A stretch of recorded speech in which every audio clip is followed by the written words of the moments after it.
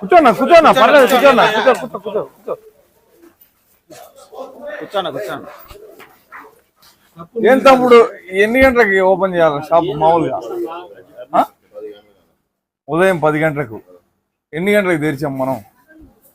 ఇప్పుడు 6 అయింది. నాకున్న సమాచారం మేరకు 5:30 మునిపే షాపును ఓపెన్ చేసేసారు. నిజమేనా? 5:20 బయట ఉండండి మాట్లాడు. ఏది డ్యామేజ్ చేయొద్దండి షాపుని. అంటే మీరు ఎవరు కూడా ముందపడి మాట్లాడడం నీకేం ఇబ్బంది ఏం లేదు, నిన్నేం చేయబోము. సో రోజు ఇదే తంతు కదా ప్రతిరోజు? ప్రభుత్వ నిబంధనల ప్రకారం 10 గంటలకు తెరిచి రాత్రి 10 గంటలకు ఆపేయాలి, అంతేనా? రైల్వే స్టేషన్కి ఆనుకొని ఉంది ఈ షాపు. లక్షలాది మంది యాత్రికులు ప్రతిరోజు ఈ రైల్వే స్టేషన్కి వచ్చి ఇటు నుంచే కొండపోతారు. ఈ షాపును లిటరలీ అయితే దిగినటువంటి యాత్రికులందరూ ఈ సందుని దాటే పోవాలా, మొత్తం అందరూ చూసే పోతారు తంతునంతా కూడా. నిజమేనా?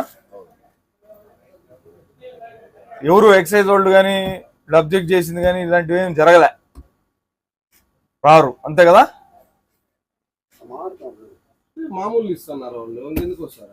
ఎవరు షాప్ ఓనర్? ఎవరు? ఏ రజనన్నా? కంకనాల్ రజన. ఇది ఈ షాప్ కంకనాల్ రజన.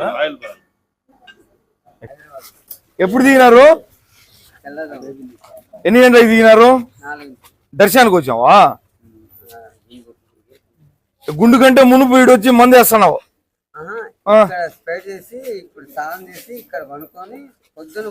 యాడా మా వైన్ షాప్ లోనా?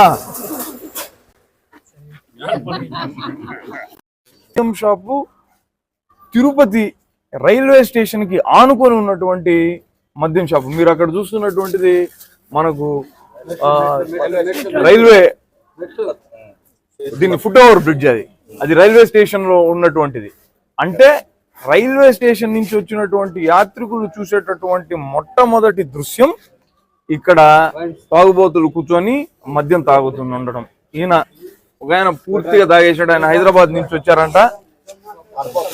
దర్శనానికంటే మునుపు ఈ వైన్ షాప్ లో మందు తాగడానికి వచ్చాడు. ఇది పరిస్థితి.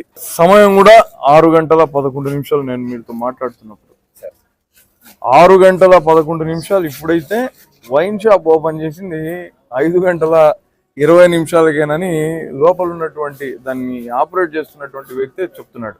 పైగా తిరుపతిలోనే కాకుండా రాష్ట్ర వ్యాప్తంగా దక్కినటువంటి వైన్ షాపులన్నీ కూడా దాదాపుగా తెలుగుదేశం పార్టీ నాయకులకు కార్యకర్తలకు సంబంధించినటువంటివే.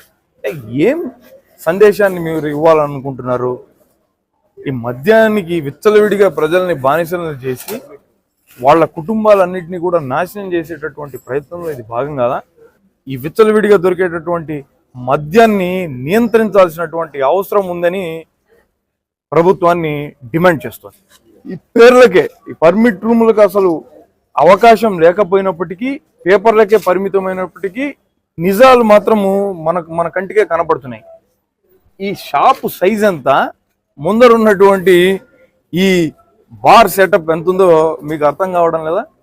పర్మిట్ రూములు అనేటటువంటివి లేవు అని ప్రభుత్వం చెప్తున్నప్పటికీ కూడా అనధికారికంగా ఇటువంటి బార్లు మద్యం షాపులకు ఆనుకొని వెలుస్తున్నాయి. ఈ సంస్కృతి కారణంగా ప్రజలు తాగుబోతులు అవుతారు. తాగుబోతులు అవడం కారణంగా వాళ్ళకు వచ్చేటటువంటి చాలీచాలని సంపాదన అంతా కూడా మద్యానికే వెచ్చిచ్చి పూర్తిగా కుటుంబాలను నాశనం చేసుకుంటారు. ఈ పరిస్థితి ఉండకూడదన్న ఉద్దేశంతోనే, నిజాలను ప్రజలకు తెలియజెప్పాలన్నటువంటి ఉద్దేశంతోనే ప్రభుత్వాన్ని పద్ధతి మార్చుకోండి అని చెప్పడం కోసమే ప్రతిపక్ష పార్టీ అయినటువంటి వైఎస్ఆర్ కాంగ్రెస్ పార్టీ ఈ వైన్ షాపుల్లో జరుగుతున్నటువంటి తతంగాన్నంతా కూడా వెలుగులోకి తెచ్చింది.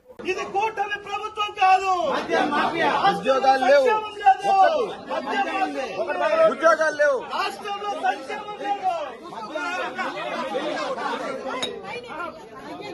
ఇదేమి రాజ్యం ఇదేమి రాజ్యం మద్యం రాజ్యం మద్యం మాఫియా రాజ్యం ఇదేమి రాజ్యం మద్యం మాఫియా రాజ్యం ఇదేమి రాజ్యం ఇదేమి రాజ్యం మద్యం మాఫియా రాజ్యం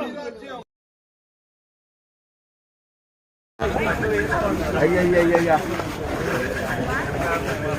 నేను కొంచెం